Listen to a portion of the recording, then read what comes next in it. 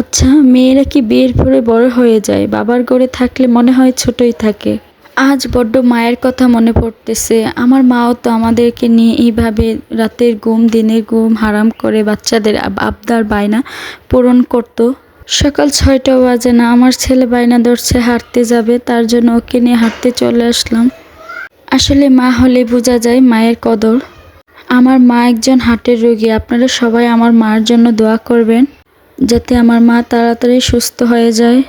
আসসালামু আলাইকুম এভরিওয়ান, কেমন আছেন আপনারা সবাই? আজকে হাঁটতে হাঁটতে চলে আসলাম আপনাদের মাঝে নতুন একটি ভিডিও নিয়ে।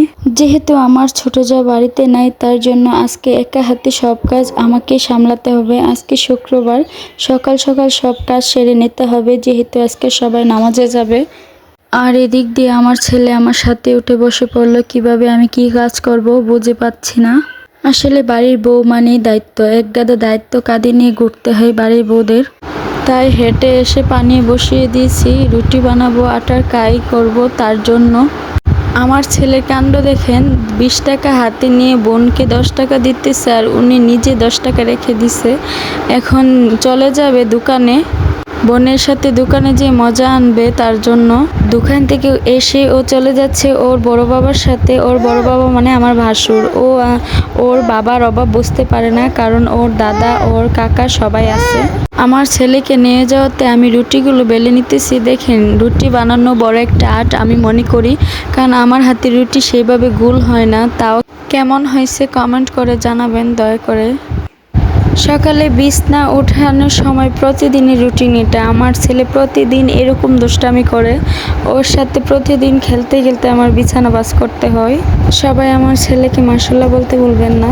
মজার ছেলে, বিছানা বাজ করে নিলাম আমার ছেলের সাথে। সকালের খাওয়া দাওয়া শেষ করে চলে আসলাম দুপুরের গাছ থেকে পুঁই শাক পারবো, আর আলু দিয়ে মাছ দিয়ে রান্না করব, আর মুসুরির ডাল রান্না করব। এই যে দেখেন, আমার বড় জার মেয়ে মার কাজে হেল্প করতেছে। আর কয়েকদিন পরে ধান চলে আসবে, তার জন্য আমার বড় যা চট সেলাই করতেছে মেশিনে, আর ও উপর দিয়ে একটা একটা সিলি দিতেছে। এদিকে আমি কাঁচি আর হাঁড়ি নিয়ে নিছি। এই যে আমাদের পুঁই শাক গাছ, এটা থেকে সবাই আমি আমার বড় যা নিয়ে রান্না করি। আজকে এটা থেকে নিয়ে পুঁই শাক দিয়ে শুটকি দিয়ে রান্না করব, তেলে দেব আর কি।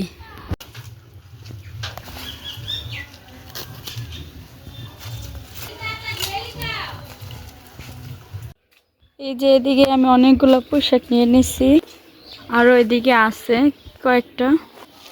এই যে দেখেন, ওই দিন যে বেগুন পেড়ে নিছিলাম, মাশাআল্লাহ অনেকগুলা বেগুন আবার হইতেছে। এদিকে পুঁই শাকগুলো আইনা ধুইয়া কুচি করে নিছি, এগুলা রান্না করব শুটকি দিয়ে। এই যে পেঁয়াজ কুচি করে নিলাম, আলু কেটে নিলাম, কেটে ধুয়ে নিলাম। অবশেষে সব জোগাড় করা শেষ। অবশেষে রান্না বান্না শেষ করে গোসল করে কাপড় নিয়ে ছাদে আসলাম, কারণ আজকে তো শুক্রবার, তাই সকাল সকাল ছাদে চলে আসলাম।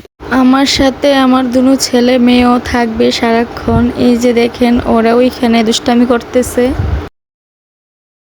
জান, এটা কার? এটা কার? চলো, কাপড় সরানো শেষ, ফাইজান চলো আমরা চলে যাই। প্রতিদিনের রুটিন হলো এটা।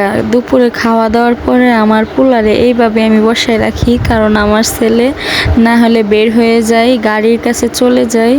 এই দুপুরে রোদের মধ্যে বাইরে চলে যাব, তার জন্য আমি লক দিয়ে রাখি।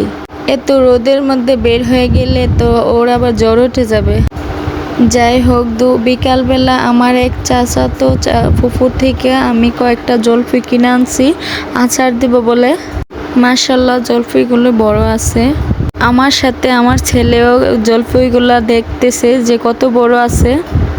আমার ছেলে দেখতেছে যে বড় বড় জলফাইগুলা কোনটি। নিজে এটা মেরে ফালাই দিছিল, এখন নিজেই আবার নিয়ে থইয়া দিতেছে।